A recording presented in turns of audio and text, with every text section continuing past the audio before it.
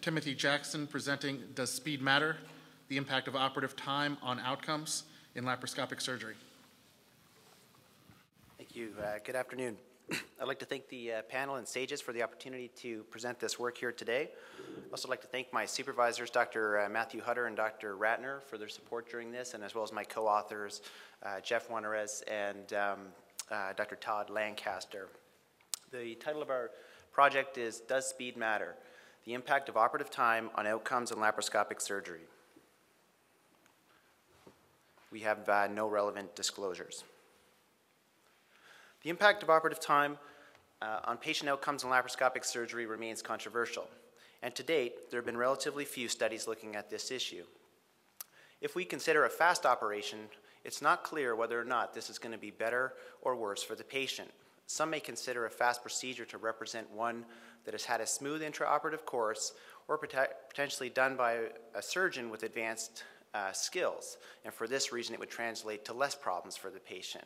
Alternatively, one might imagine a shorter operation resulting from potentially a surgeon who pays less attention to detail, and this would translate to worse outcomes for the patient. If we consider longer operations, we can make similar arguments either way. For example, does a long operation result from a meticulous surgeon who takes his or her time to ensure that no problems occur, or is it the result of a difficult intraoperative course or potentially less advanced skills of the surgeon that would translate to more problems?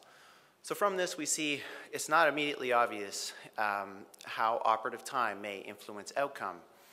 And with the increasing importance being placed on operative time to allocate resources and to track performance, certainly a better understanding of the relative importance of operative time on quality of care in laparoscopic surgery is required. So towards this end, our objective was to determine the effective operative time on 30-day outcomes in elective laparoscopic general surgery procedures. Our study was a prospective multi-center cohort study derived from the American College of Surgeons National Surgical Quality Improvement Program. This is a validated, prospectively driven database which collects clinically rich data on patients undergoing surgical procedures in a wide range of hospitals, including academic and community hospitals. Our patient population we identified through CPT codes within this database, and they were patients undergoing surgery between 2005 and 2008, and we included patients who underwent laparoscopic Roux-en-Y gastric bypass, laparoscopic colectomy, laparoscopic cholecystectomy, Nissen fundoplication, and laparoscopic inguinal hernia repair. To identify only elective same-day cases within the data set, we made several exclusions a priori. We excluded any patient who had an emergent procedure, any patient with an ASA class of 4 or 5, any admission through the emergency room, and any patient whose admission day did not match the day of their operation. We also excluded several other variables that may be associated with non-elective cases. We then performed univariate analysis after our exclusions were complete. Our independent variable was total operative time, and this was skin-to-skin time for that procedure in minutes.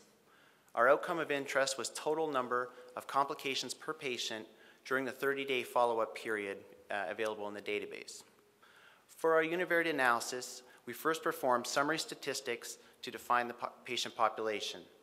We then stratified the data by procedure type. We took total operative time for each procedure type and divided it into deciles. We then plotted the number of complications per patient against decile of operative time to reveal trends. We then applied the Cochrane-Armitage test for trend to see whether or not our univariate analysis was statistically significant. Once this was complete, we proceeded with our multivariate modeling. And we did this to see whether or not the effective operative time changed when we accounted for other additional patient factors.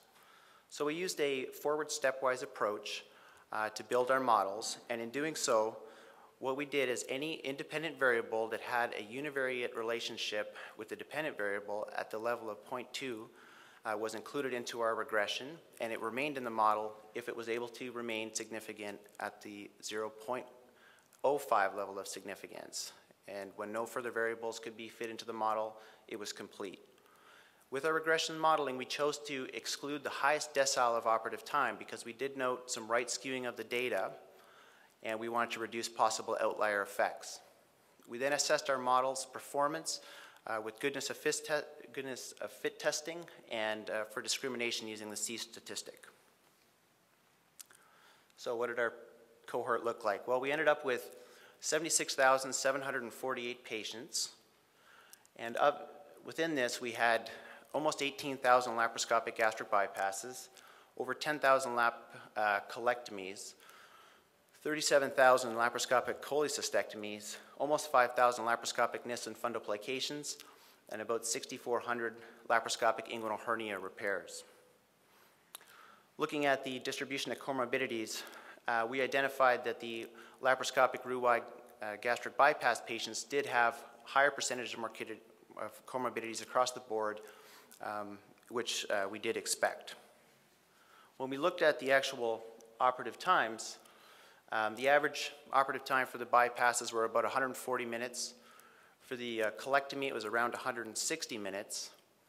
And for the cholecystectomy, it was around 63 minutes. The lap Nissens took around 134 minutes, and finally the lap hernias took around 67 minutes. The complication rates are also listed here. We noted that the highest complication rates were within the lap colectomy group, and the lowest were in the lap inguinal hernia group.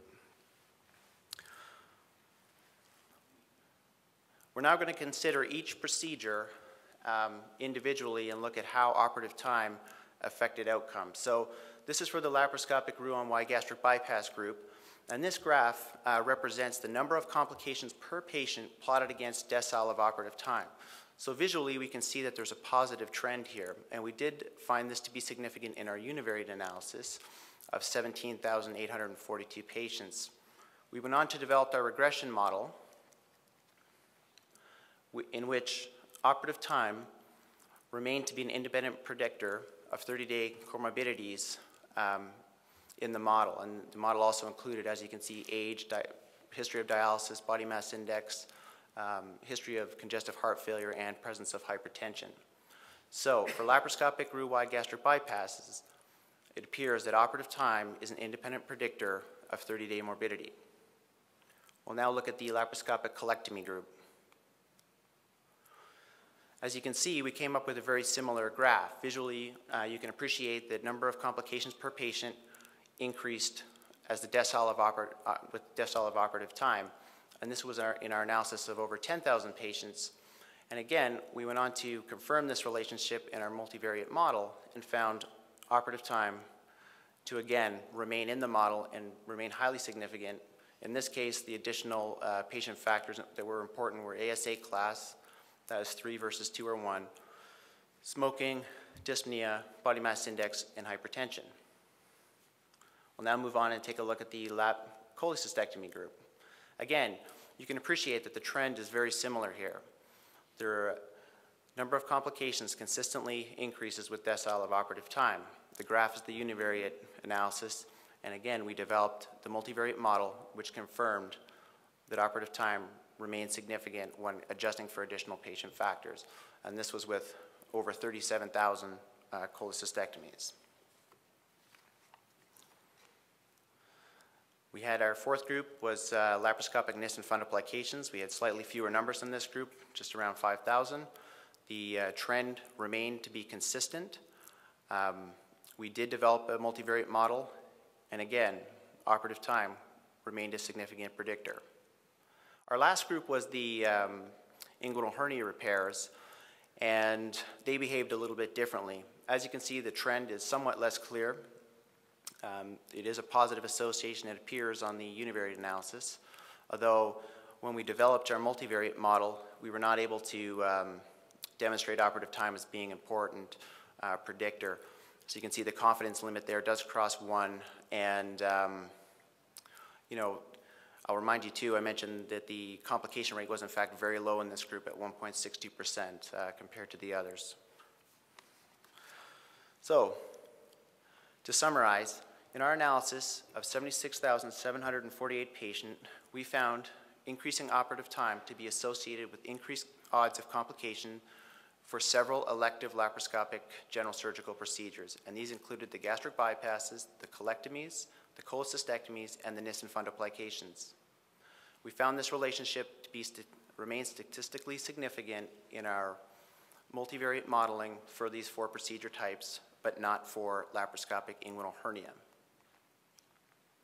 We recognize that our study has several important limitations.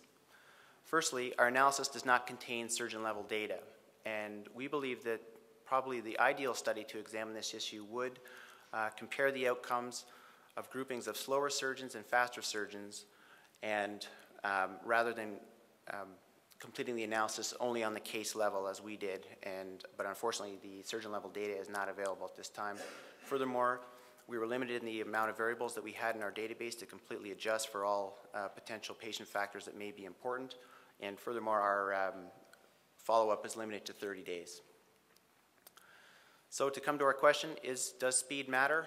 I think we can say from our analysis that operative time may matter in laparoscopic surgery, but additional hierarchical multivariate modeling is needed to take a look at this question further and quantify the relative importance of operative time on patient outcome. Thank you.